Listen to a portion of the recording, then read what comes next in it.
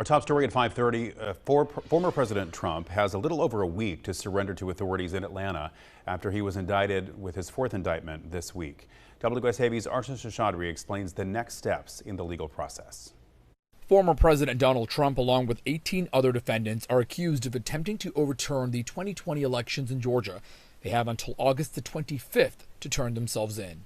The fake electors scheme has led to a number of the charges in this indictment in Georgia, including the making of false statements, perjury. These are all acts in furtherance of the RICO conspiracy. In Atlanta's Fulton County, the arraignment process is separate from the booking process. After arraignments, we enter into a period of the prosecution sharing some of its evidence with the defense so that they get a sense of the prosecution's case. And that process is sort of tends to be ongoing.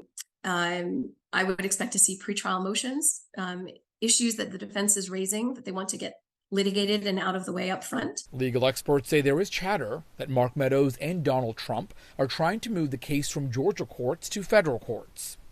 At least two of the defendants, that's the former president and Mark Meadows, trying to remove this case into federal court, claiming that they were federal actors at the time of this alleged behavior. They were acting in their capacity as federal actors on behalf of their federal offices, and for that reason, the case should be handled in federal court. District Attorney Fonnie Willis has filed paperwork and requested the judge to expedite the Georgia trial date by next March, but legal experts say that is highly unlikely.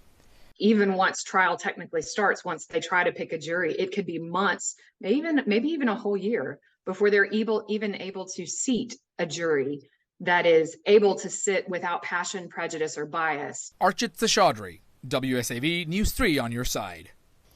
And former President Trump is facing 4 indictments, including Georgia, New York, Florida, and Washington, D.C., involving attempts to overturn an election, not releasing classified documents, and hush money payments.